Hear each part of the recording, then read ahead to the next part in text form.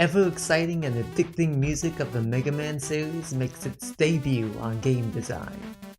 Mega Man has had a history of legendary video game composers, ranging from Manami Matsumae, Ippo Yamada, and Mega Man 2's very own Takashi Tateishi.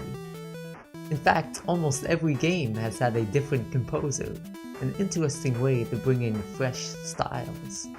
Takashi Tateishi, though known through the stunning music of this game, surprisingly does not have many credits to his name. Even so, it's clear that he gave it his all on composing a wide variety of genres and rhythms for the soundtrack. Flashman Stage in particular almost has a fusion of rock and Latin dance. It's also interesting to note that Flashman Stage takes place in an underground crystal cave. The opening section creates a sensation of danger. The echo that permeates throughout the section simulates a water or cave-like space. The second half of the song retains the same minor chord feeling, and also features an interesting vibrato segment in the melody. The song manages to be both dark and catchy at the same time. Let's check out our first impressions of this energetic song. First up is the metronome, which is set at a blazing speed of 150 beats per minute. The Mega Man franchise, though, has always had a quick BPM, so this is no surprise. The time signature is in 4/4. As you'll see when we get to the melodies and counter melodies, there is an incredible amount of syncopation going on, which leads to increased groove as a result. The song lays out 3 sections with one transition between 1 and 2. Perhaps a little bit of fault of mine against the composer is that the song is a little repetitive in each section. I would have liked to see at least a small amount of variation during these repeats and measures. The song itself is also very short before its loop point, only around 51 seconds, which adds to its repetitive nature. Still, even with all this recycled material, Flashman Stage still does not get tiring after repeated listens, which is a hallmark of a great video game piece. Due to the limitations of the NES hardware, composers at the time were only limited to 3 channels they could play at one time. However, it was possible to add additional channels other than these 3 in different moments, which is why you can see I have 9 instruments. Also, any sounds you hear can only be 2 pulse waves, a triangle wave, noise, or any combination of them. It is astonishing with how little technology that these great composers were able to compose anything, let alone great music. One of the more intriguing features of the song is the echo effect used. Back in the day of the NES, there was no way to add any sort of reverb or chorus effect, so composers had to get creative. The simple way to create delay or chorus was going back to the basics. If you take 2 of the same sound and slightly delay the other, that is the easiest way to create delay. Putting them even closer together will create a chorus or a slapback delay. Let me show you that in effect in this song. So you have the square wave and then the echo, which is delayed just a half beat after. Let me slow down the tempo.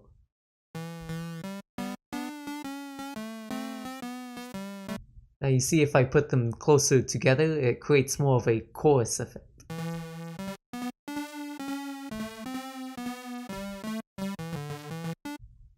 The first 4 waves here are used for the melody or counter melody, while the sine wave here is used for the bass of the song. Sine waves are great sounds for bass as they only feature the fundamental of the frequency, with no harmonic overtones. These overtones would interfere with the higher frequency wave sounds, such as the square or the pulse wave.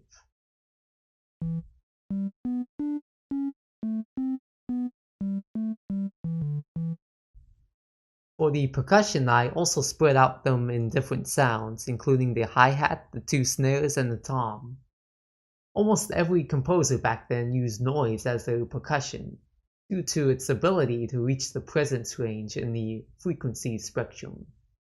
Noise on its own might not sound like much,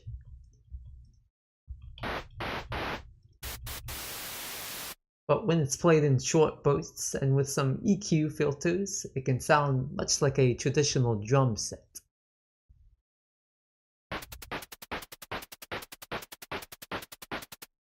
The difference between something like the snare and the hi-hat has to do mainly with the color of the noise. So when I open up Massive, you can see this color parameter, which changes the frequency concentration.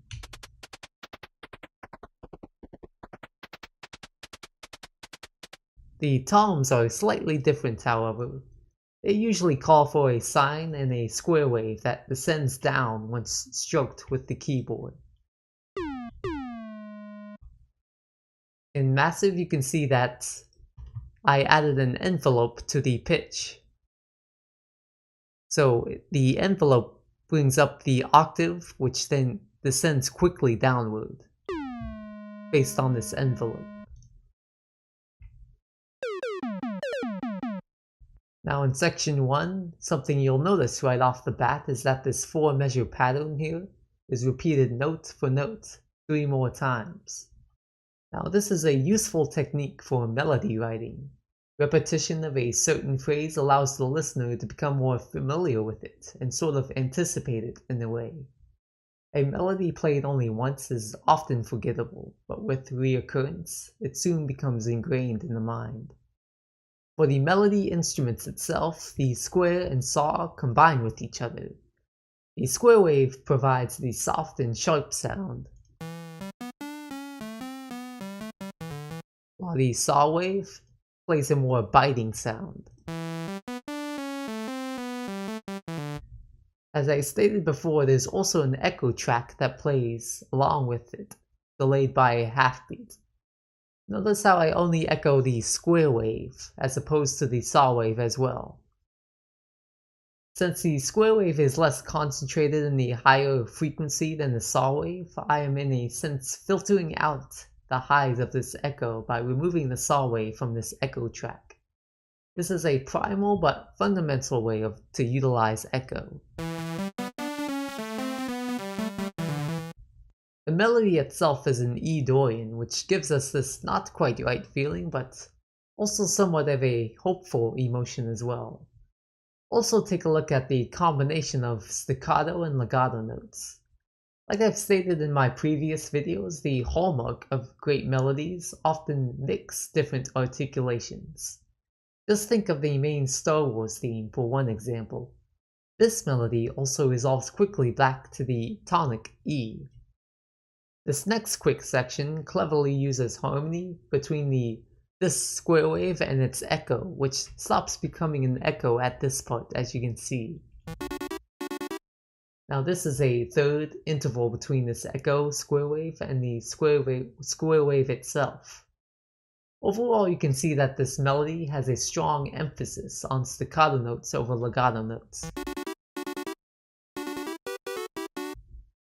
One last thing I want to point out is the syncopation of the notes.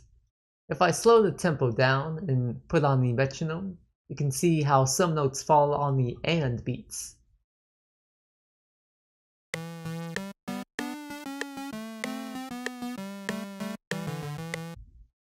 Creating some syncopation in your melodies is great for adding groove. Next, we have the bass, or the sine wave in this case. I find it interesting how the melody in the square wave is played more legato to contrast the more staccato bass line here. Then in the second motif here, the melody switches to solely staccato notes, while the bass line switches to legato notes. The bass here mostly doubles the melody at the beginning in this first half, but changes to this drone E note and a quick fill at the end of the measure to transition. For the percussion, which here consists of the hi-hat and the snare, obviously creating groove in a song is mighty near impossible without some sort of rhythm section. The drums here honestly are very simple, just a 16th pattern and the hi-hats followed by a quarter note snare. Now these small breaks between the hi-hats emulate the 3-channel restriction placed on the sound cards at the time. Even with the short break in the hi-hats, the brain automatically fills in the space where the snare hits. Before moving to section 2, we have this short 1 measure long transition. Remember that the goal of any transition is to connect 2 passages of music, which can sometimes contrast each other. In this case, it prepares us for a new melodic line and a percussion rhythm. This transition is fairly simple as all the instruments double each other in the first half here. And then in the second half, the sine wave for the bass and the snare descend downward. The toms are also first introduced here, filling in the gap left after this note here. In section 2, the melodic line now shifts solely to the square wave, and a new counter melody is added underneath it, the saw wave and square wave combination.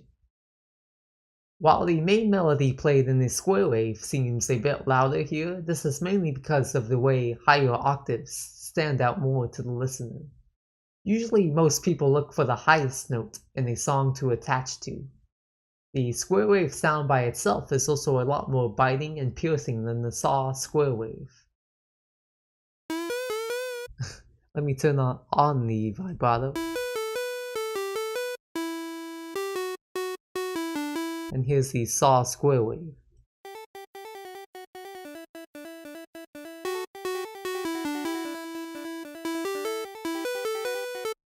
Not too much has changed in the rhythm section, although new bass lines have been introduced and the new snare sound is entering.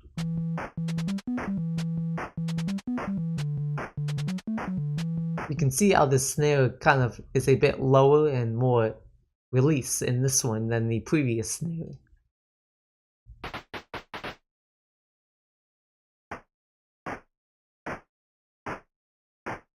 The saw square wave pattern is no doubt the most complex part of the song. I agree that the pattern it plays is pretty random. In fact, I would guess that the composer intentionally had a more complete pattern here, but he erased some notes to increase the syncopation of the song. You can see that when I remove the instrument, the groove of the song suddenly vanishes.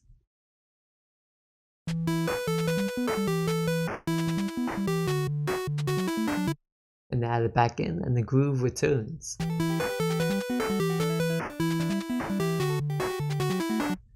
It is also gratifying to know that this pattern also repeats itself throughout the entire section, which makes it a tad easier to analyze. Basically, note the root note of the pattern.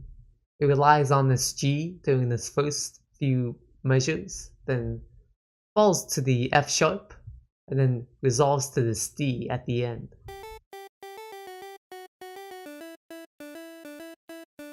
The other notes it plays are either a major or a minor second apart. Next we have the sine wave. First of all, notice how the bass always leaves room for the percussion. Not only does this cleverly fall within the limits of the NES chip, but it also creates some groove in the track. Great bass players and arrangers know bass shouldn't always be present at every moment in a piece of music. In your songs, try to create some space for something like the drums to shine. The bass line is rather simple, performing this up and down arpeggio, and also changes with the chord progression. The bass line is rather simple, performing this up and down arpeggio that goes up to the 5th of E. It then modulates down with the key change to D before repeating the E chord progression.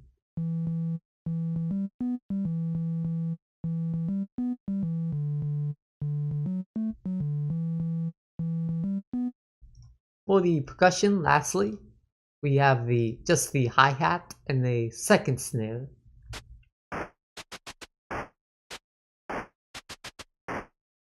Now the hi-hats here are a little more varied than in the section before.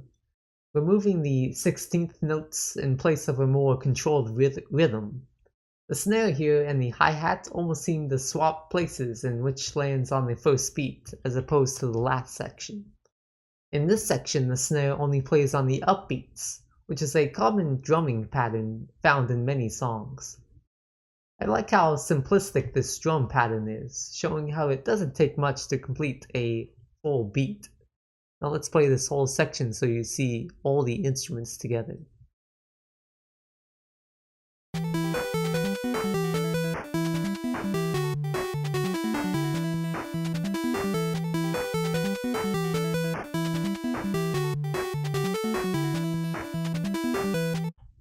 Section 3 is perhaps the most stimulating from a listening point of view.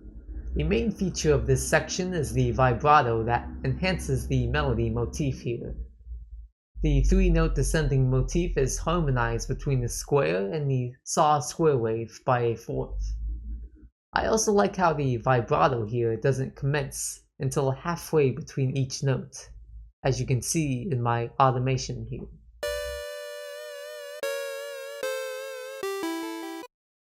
Now in the second half in the melody, you can see this sort of ragtime arpeggio here that ends on the C, which then satisfyingly jumps up an octave to repeat the same 3-note melody here.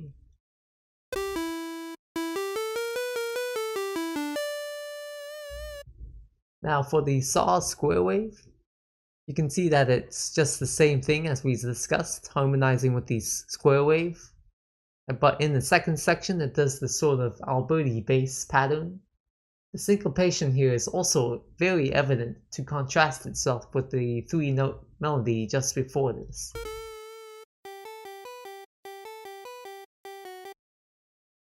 The bass pattern here is intriguing as well. In a situation like this, another composer might have just opted for legato 8th notes the whole way through, but Tateishi cuts short the first note of each measure, so it creates extra emphasis on the second note rather than the first. The notes also descend with the falling melody as well.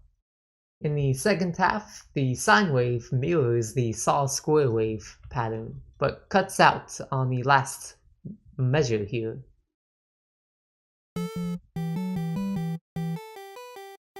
Now this is to allow room for the toms that come in here.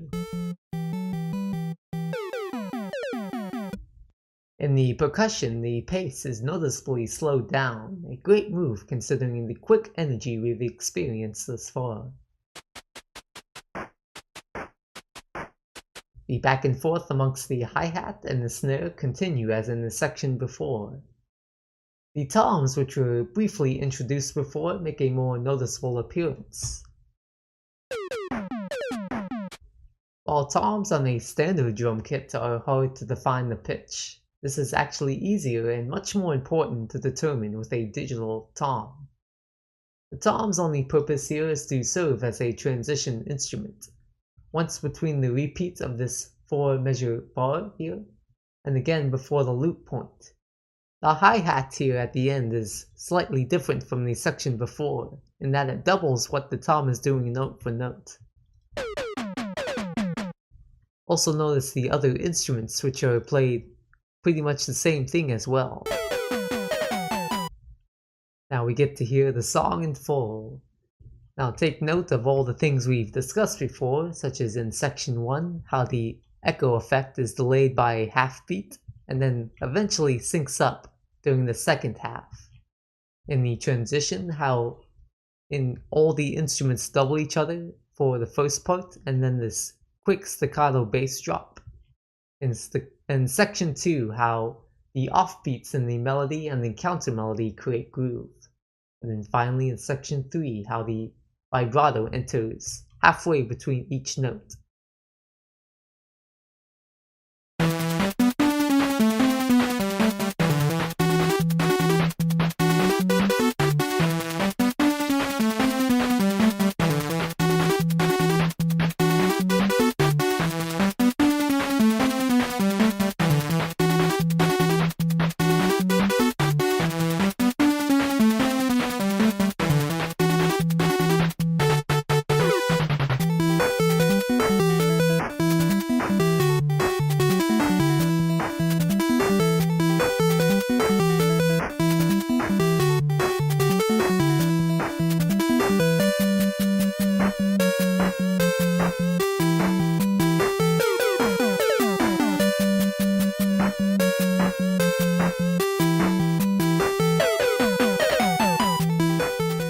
As opposed to what many traditionalists believe, the gap between writing music of the NES period and more realistic sounding music is not as wide as they may think. Both usually rely on a melody, counter-melody, bass, and percussion. Both can add in effects such as delay, chorus, or vibrato.